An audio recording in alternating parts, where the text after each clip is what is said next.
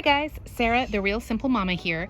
I'm going to do a 5-minute chicken tip video about why is my hen acting like a rooster.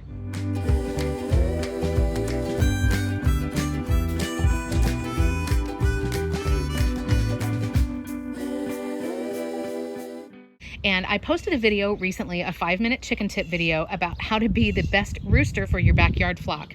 I am happy to help anybody who's got chickens all over the world, irregardless of where you live, how much land you have, how many chickens you have. But I know there's a special focus on my channel for people who are like me, who live in a neighborhood and have a small backyard flock. And that often means that you don't have a rooster. So you can check out that video here where I was giving some tips about how to be the best rooster as the human, as the chicken tender for your flock, especially if you don't have a rooster. But then I started getting some really insightful comments, and this community here is just so amazing. I love you guys and I appreciate having you here. But a lot of people were saying things like, well, I have a hen who crows. What's the deal with a hen trying to fill that role? And you're exactly right, and it's totally normal, but it is super weird. And it's kind of the thing where you may not have ever thought about it until you are a chicken tender and you have a flock and you are roosterless, but you've got a hen who's kind of trying to act like that. So what's going on? So in all seriousness, you don't have a hen who is trying to change genders or anything like that. A hen is a hen. But then this sounds very Jurassic Park for me to start talking about this. If your hens do not have a male present, so for example, I have a flock of 8 and they're all female. So I have 8 female hens. If there is not a rooster present, you will have an alpha hen, or maybe 2. I have 2 or 3 who are kind of all in a tie for first place for the alpha position. And they will start exhibiting some behaviors of roosters. And a couple of the more popular behaviors, of course, like we're talking about, they will try to crow, or they do the stupid, like I stick my neck out and my head up in the air and I make this ungodly sound.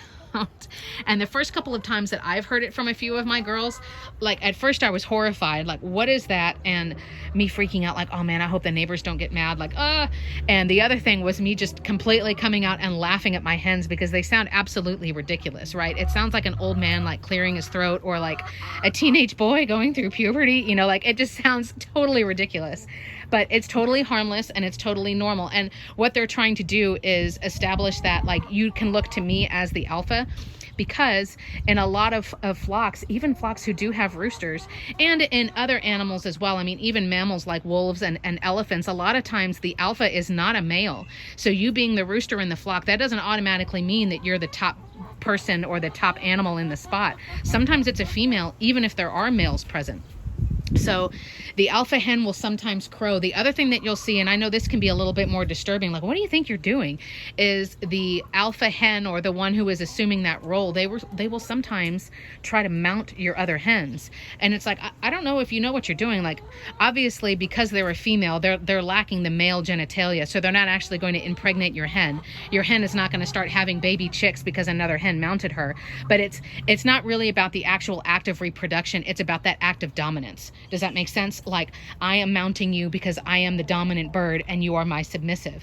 And so it's another sign of, you know, I want you to look to me as your liege and as your leader and as the ruler of this flock. Just because a male isn't present, it doesn't mean all of the females are just going to kind of sit around and wring their hands and be like, oh no, whatever shall we do? Like they're still going to establish a pecking order and a hierarchy and figure out who's the leader. It is not unusual for you to have a hen who crows and who even, like I said, tries to mount the other hens. That's just them establishing the pecking order, them trying to be seen as the alpha, because again, if you don't have a rooster, they're still going to establish pecking order. They don't need a male in order for them to have that social ranking and for them to kind of know where their place is. That's part of their instincts. That's something that happens in the wild, and it will certainly happen in your backyard chicken run as well. So no need to worry. There's nothing that's abnormal. They don't need any kind of therapy or anything like that. It's going to happen, other than you may be having to have an awkward conversation with your neighbors about, yes, I know, I don't have a rooster. I have, yes, I know, I'm sorry. Or maybe having to explain it to your HOA. There's nothing wrong with any of that. The other thing I'll say is that I have 2 hens who crow every once in a while. It is very, very rare. And it is also not really super early in the morning, because they're doing it more of like establishing their role, as opposed to, you know, I'm literally a rooster. So I haven't had any problems with anybody crowing early in the morning here. So you don't need to worry about that. But let me know in the comments if anybody else has a hen who likes to crow or mount the other hens, and how you guys are watching the social order be established in your backyard flock. And I hope you guys learned something, and now you can be on the lookout for that, right, Tal? And we'll talk to you guys soon. Thanks.